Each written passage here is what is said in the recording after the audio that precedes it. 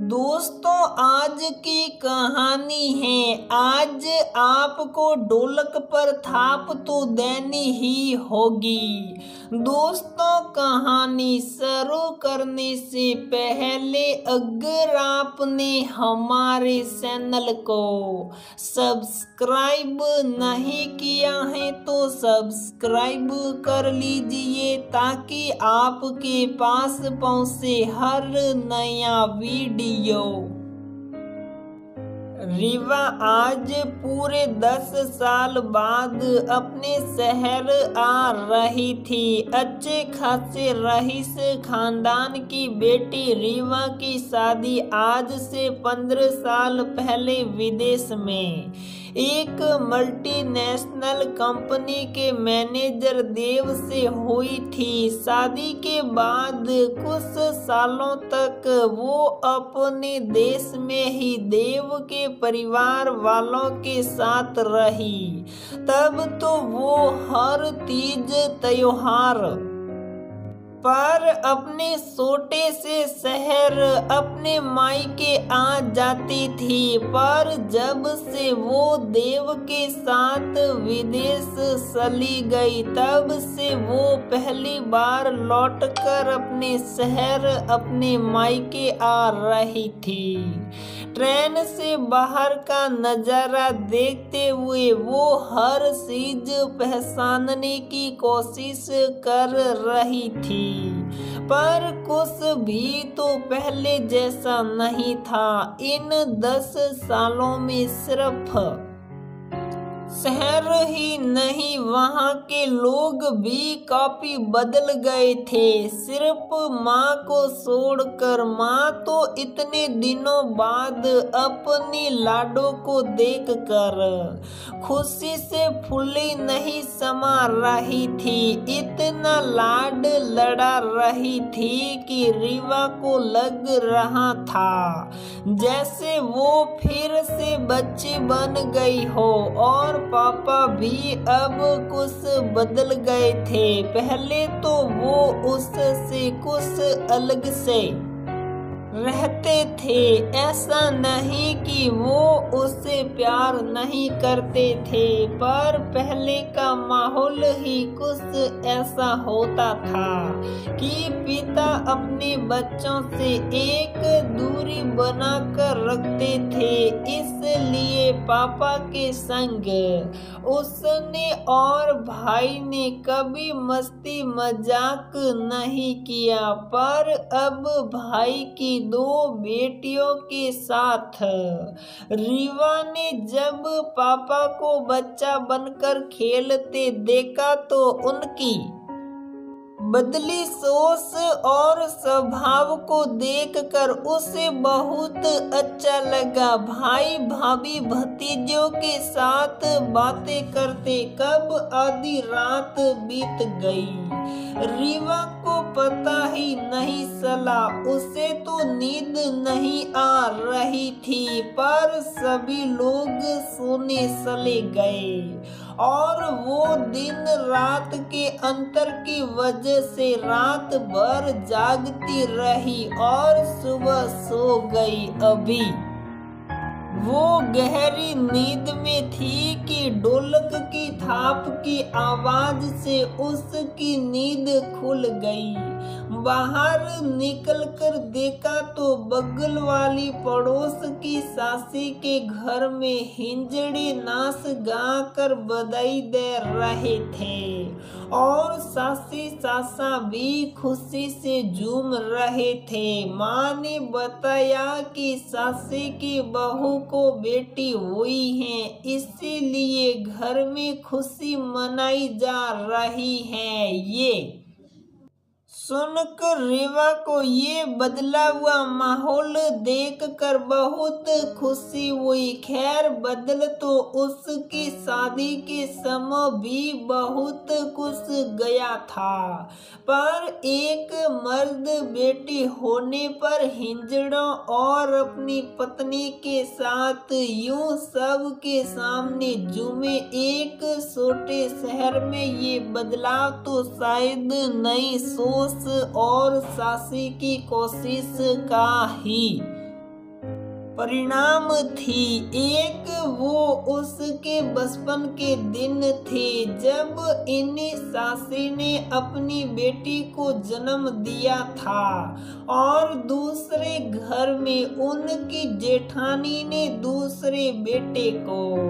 उस समय हिंजड़े सिर्फ बेटों के होने पर ही अपनी ढोलक में थाप देते थे, तो वो सासी की जेठानी के घर में मंगल गीत गाकर जाने लगे। हम बच्चे भी उन के पीछे खुश होकर चल रहे थे कि अब ये किस घर में जाएगी नाचने। तभी सासी अपनी नवजात बेटी को गोद में उठाकर बाहर आ गई और उन्हें अपनी बेटी के जन्म पर ढोलक पर थाप देने को कहने लगी। पर हिंजड़े भी उनकी इस बात पर ये बोलकर हंसने लगे, अरे बहू पागल हो गई हो क्या?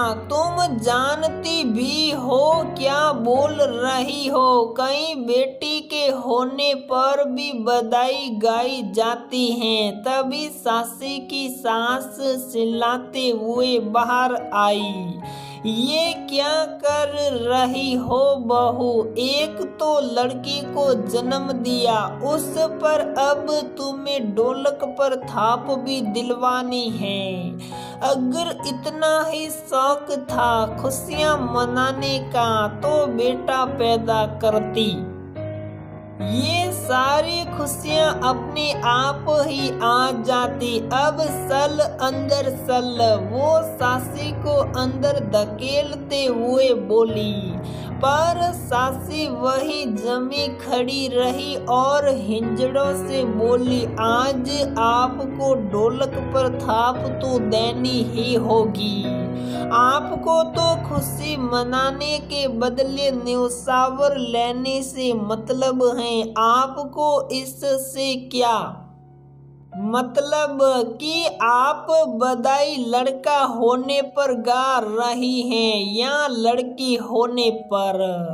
मैं अपनी बेटी के जन्म पर बहुत खुश हूँ। इसने मुझे माँ बनने का सौभाग्य दिया है और मुझे पूरा विश्वास है कि ये आगे भी मेरा नाम रोशन करेगी। इसलिए आप बधाई गाइए, न्योछावर मैं आपको दूंगी। वैसे तो सासी अपनी सास के इशारों पर नाचती थी, पर आज उनकी बात न मानकर सासी ने घोर अपराध कर दिया था। तो उनकी सास तो दौड़ गई अपने बेटे को बुलाने और यहाँ हिंजड़ों ने डरते डरते ढोलक पर थाप दे दी। बदले में सासी ने अपनी मायके से मिली सोने की अंगूठी अपनी बेटी के ऊपर से न्योछावर कर दी।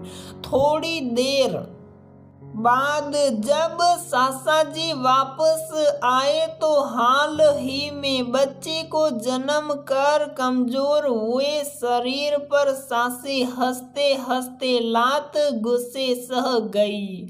वो एक पहल थी बदलाव की। उसके बाद तो हिंजड़ों ने भी नियम बना लिया बिटिया के जन्म पर न्योछावर लेने का, जिससे न चाहते हुए भी सभी को देना पड़ता। उसके बाद सासी ने एक बेटे को भी जन्म दिया, पर अपनी बेटी को कभी भी कम नहीं आंका। उसके बाद उन्होंने अपनी बेटी के लिए बहुत सारी लड़ाई लड़ी बेटी को स्कूल भेजने की। हमारा परिवार थोड़ा पढ़ा लिखा और विचारों में आगे था, तो मैं तो पहले से स्कूल जाती थी। पर सासी की बेटी का स्कूल जाना सच में एक बहुत बड़ा बदलाव था। फिर उसका नौकरी करने में भी बहुत हंगामा हुआ। ये सूट तो रीवा को भी नहीं मिली थी, पर सासी ने अपनी बेटी को बहुत आगे बढ़ाया। फिर तो धीरे धीरे रहन सहन भी बदला और सोच भी। और आज तो बेटी के होने पर यूं खुशियां मनाते देख रीवा सच में बहुत खुश थी। उसने उन सासी से ही सीखा था कि बदलाव लाने के लिए दृढ़ता से खड़ी रहना बहुत जरूरी है। तभी माँ ने रीवा के सर पर हाथ रखते हुए कहा, चलो बिटिया, नहा धोकर तैयार हो जाओ। तुम्हारे पापा बोल रहे हैं कि आज वो तुम्हारे साथ ही खाना खाएंगे। क्या माँ आप सच बोल रही हैं? पर पापा तो बेटियों को साथ में खाना खाने बैठने ही नहीं देते हैं। रीवा आश्चर्य से बोली तो माँ मुस्कुराते हुए बोली, हाँ बिटिया, अब तू इतने सालों में आई है तो वो कोई भी पल गवाना नहीं चाहते तेरे साथ बिताने का। और अब तेरे पापा वो पहले वाले पापा नहीं रहे। समय के साथ अब वो भी बदल गए हैं। तभी तो अपनी पोतियों के साथ बहू को भी खुली छूट दी है खाने पहनने, पढ़ाई और नौकरी करने की। रीवा को तो विश्वास ही नहीं हो रहा था कि कुछ ही सालों में उसका छोटा सा शहर और घर इतना बदल गया है। आज अपनी बचपन की मुराद पूरी करने के लिए मुस्कुराते हुए रीवा चल दी पापा के साथ खाना खाने। सच में सासी का उस समय बोया वो बदलाव का बीज आज खूब फल फूल रहा था और लड़कियों का जीवन महका रहा था। आज तो उस फूल ने रीवा की जिंदगी में खुशी और चेहरे पर मुस्कान ला दी थी। तो दोस्तों, हमारी ये कहानी यहीं पर समाप्त होती है। अगर आपको हमारी ये कहानी पसंद आती है तो प्लीज वीडियो को लाइक करें, शेयर करें और हमारे चैनल को सब्सक्राइब जरूर करें।